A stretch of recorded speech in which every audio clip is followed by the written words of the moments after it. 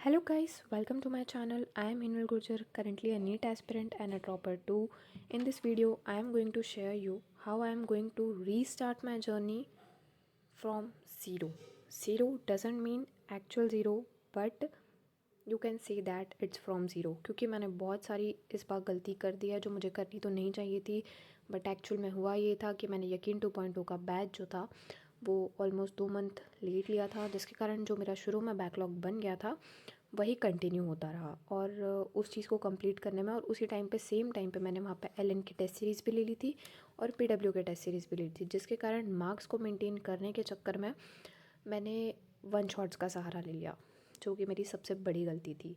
ठीक है, और वन शॉट्स के सहारे के कारण देखो, वन शॉट्स जो होते हैं ना, मैं मेरे पर्सनल एक्सपीरियंस से बताऊं तो भाई वन शॉट तुमको सिर्फ थोड़ी देर की खुशी दे सकते हैं, तुम्हारा कंसेप्ट क्लियर नहीं करते। तुमको ऐसा फील दिलाते हैं कि तुम्हारा चैप्टर डन हो चुका है, बट अगर तुम वापस उसको थोड़े दिन बाद चैप्टर को खोल के देखोगे ना तो तुम्हें पता चलेगा कि तुम्हारा चैप्टर उसी स्टेज पे आके खड़े हो गए हो वापस जहाँ से तुमने ज़ीरो से स्टार्ट करा था। मतलब तुमसे ना क्वेश्चन बनेंगे ना तुमसे, मतलब कुछ, वो तुम्हारा चैप्टर ज़ीरो ही है अगर तुमने उस चीज़ को वन शॉट से करा है। और 2025 का पेपर देखने के बाद तो भाई you can take this risk कि तुम वन शॉट पढ़ के चैप्टर देने जाओ, एग्ज़ाम देने जाओ आई मीन।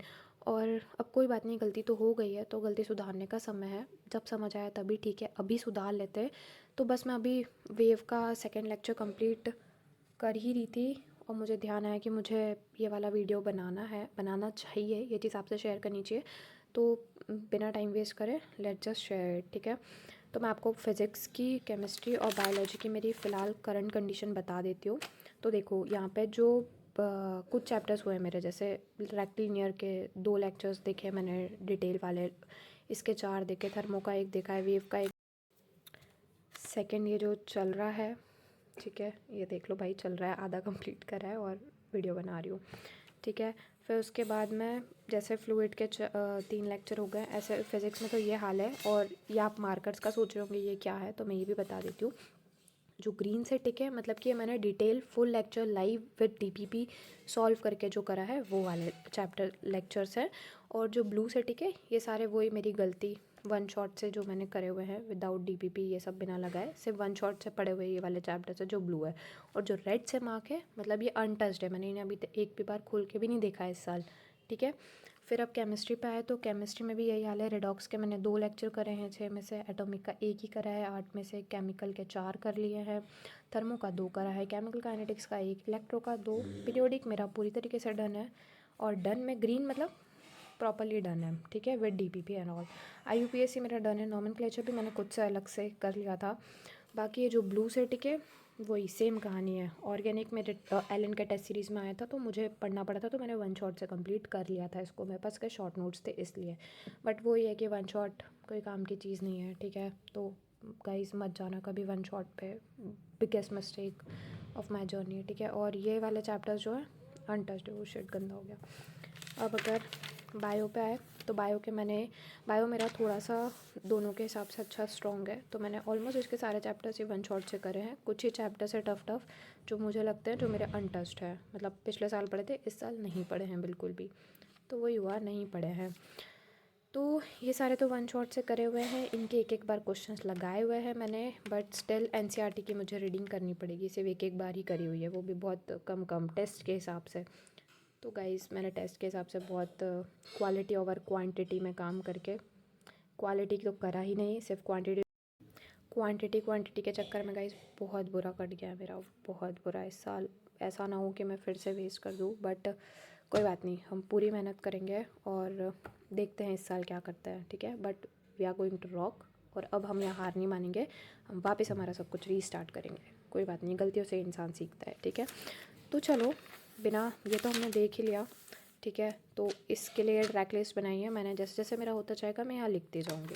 ठीक है, उसी के साथ मैं ये भी बता देती हूँ कि what will be going to be my strategy to cover this all। तो सबसे पहले तो भाई मैं अभी सारी चीज़ों को साइड रख के सबसे पहले तो फोकस करूँगी रिसेंट क्लास के जो टॉपिक्स चल रहे हैं, जैसे अभी करंट वेव चल रहा है, वेव नहीं सॉरी, आज सेमीकंडक्टर भी चालू हो गया है तो उस पर फोकस करूँगी। और केमिस्ट्री की बात करें तो केमिस्ट्री में अभी sir I think isomerase complete हुआ है, इसके सी सर ने नॉमेनक्लेचर या कुछ चालू करा है, तो ऑर्गेनिक तो मैं उनके साथ ही रखने वाली हूँ, तो भाई इसमें तुम लोग भी गैप मत करो, कहीं से तो रीसेंट क्लास के टॉपिक्स पकड़ लो। बाकी मेरा बायोलॉजी तो वन शॉट से ही चलता रहेगा। सीप मैम के वन शॉट्स बहुत अच्छे पढ़ाती भाई, वो डिटेल उसमें हो जाता है। ठीक है, तो रीसेंट टॉपिक करो 1 वीक तक, तो उसके बाद हम आगे का समझेंगे कि फिर धीरे धीरे थोड़ा थोड़ा बैकलॉग उठाना चालू करेंगे। फिर इसके बाद में हम करेंगे जो हमारी ये कच्चे पक्के टॉपिक्स है ना, मतलब इन द सेंस कि ये जो वन शॉट से करे हुए हैं हम इनको उठाएंगे, जो डन है वो डन है। देन अभी रीसेंट के साथ में फिर हम धीरे धीरे कच्चे पक्के टॉपिक्स उठाएंगे ब्लू वाले, ठीक है, जैसे ये ब्लू वाले, इनको अगेन वापस से पढ़ेंगे। ठीक है, तो देन कच्चे पक्के टॉपिक्स उठाना। फिर जब ये सब हो जाए, ठीक है, तो फिर जो अनटच्ड टॉपिक्स हैं, जैसे ये वाले जो रेड से मार्क है, ये अनटच्ड, इन्हें कंप्लीट करेंगे। ठीक है, इनको कंप्लीट करेंगे ताकि भाई एक थोड़ा कॉन्फिडेंस आए ना कि अपन ने थोड़ा पढ़ रखा है, ब्लू वाले करेंगे तो कि एक थोड़ा पढ़ रखा है, तो एक थोड़ा कॉन्फिडेंस बिल्ड होगा कि हाँ भाई कुछ हो रहा है अच्छा।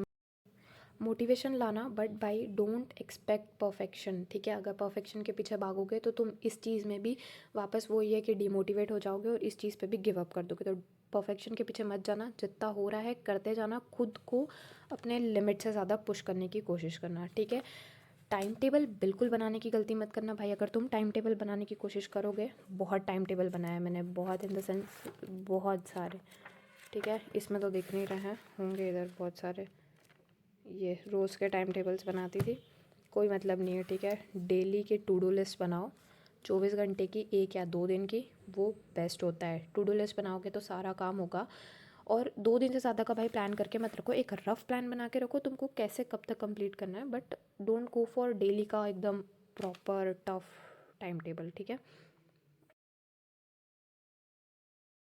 और मैं इस जर्नी को जो भी रिलेट कर पा रहा है भाई, मैं इसका डेली अपडेट मेरे यूट्यूब चैनल पे शॉर्ट्स के व्यू में देना चाहूँगी। If you want long videos में भी दे दूँगी, but please support my journey and we are going to rock this year. जो गलतियाँ हुई उनको सुधारेंगे,